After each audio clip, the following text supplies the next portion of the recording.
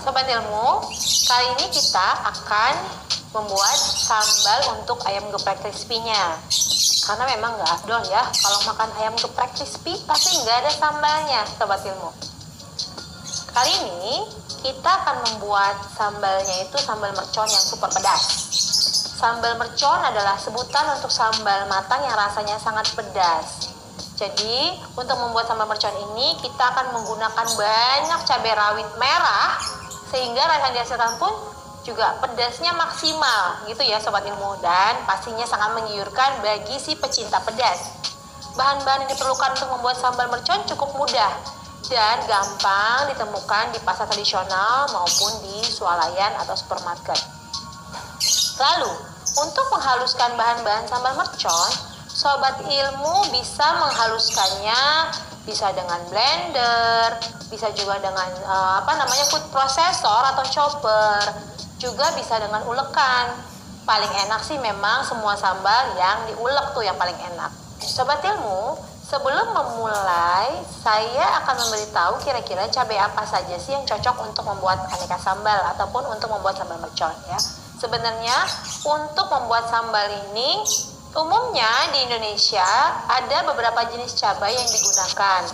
Nah, cabai-cabai yang dipakai untuk memasak itu yang pertama, cabai rawit merah atau umumnya disebut dengan cabai rawit domba. Nah, cabai ini ukurannya sedikit lebih besar dan juga rasanya sangat pedas.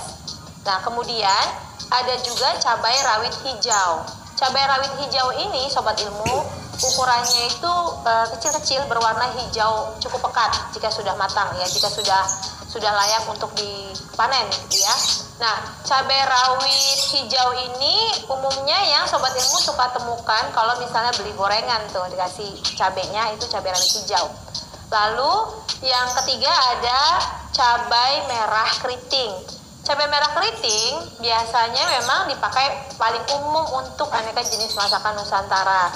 Tapi kalau untuk sambal, dia biasanya dipakai untuk membuat campuran sambal yang tidak terlalu pedas. Contoh ya, sambal terasi misalnya.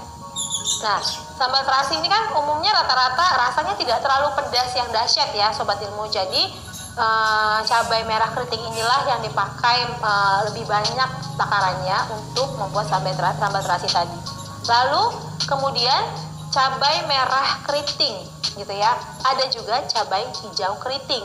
Nah, cabai hijau keriting rasanya itu lebih pedas sedikit dari cabai merah keriting, tapi tidak sepedas cabai rawit domba ataupun cabai rawit hijau Sobat Ilmu. Cabai hijau keriting ini biasa digunakan untuk masakan tumis-tumisan, istilahnya dikenal dengan tumis cabai hijau.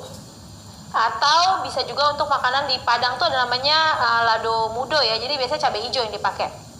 Nah, kalau untuk tumisan itu contohnya nih, cumi cabai hijau. Terus juga bisa juga misalnya ada yang bikin masakan tauco. Nah, tauco udang misalnya, itu umumnya yang dipakai cabai hijau keriting ini, Sobat Ilmu. Lalu selain itu, versi lebih besarnya ada yang namanya cabai merah besar. Cabai merah besar ini rasanya kurang pedas. Nah, cabai merah besar ini memang biasanya dipakai hanya untuk hiasan, dalam arti misalnya nih ya, kalau untuk bikin dendeng kan pakai cabai merah keriting nih Sobat Ilmu, gitu ya. Nanti untuk yang kasarnya, yang cabai kasarnya itu dia pakai cabai merah besar. Kemudian juga ada cabai hijau besar, sama nih, cabai merah besar dan cabai hijau besar tuh rasanya kurang pedas. Jadi kalau misalnya Sobat Ilmu ingin membuat menu masakan yang kita rasanya tidak terlalu pedas, pakailah cabai merah besar ataupun cabai hijau yang besar. Seperti itu. Nah, untuk di sambal, mayoritas sambal itu kan pasti kalau udah kata-kata sambal pedas gitu ya. Yang dipakai itu umumnya yang cabai rawit domba gitu. Walaupun sebenarnya di Indonesia ada lagi satu nih, cabai gendot namanya. Tapi ini tuh jarang ditemukan, untuk di area Jakarta pun agak jarang. Dia umumnya di Jawa Barat, Sobat Ilmu. Bentuknya mirip seperti bisa dibilang paprika yang dari Meksiko tuh, yang bentuknya seperti apel, yang ada warnanya merah kuning hijau. Nah, itu tuh cabai gendot tuh mirip seperti itu bentuknya, tapi versi kecil. Jadi itu bisa dibayangkan ya, kalau Sobat Ilmu menemukan cabai rawit domba atau cabai rawit merah yang agak besar ukurannya, terus dia lebih lebih pendek, lebih bulat, itulah cabai gendot.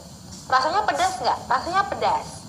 Tapi tidak umum digunakan untuk memasak menu masakan Nusantara. Seperti itu, Sobat Ilmu.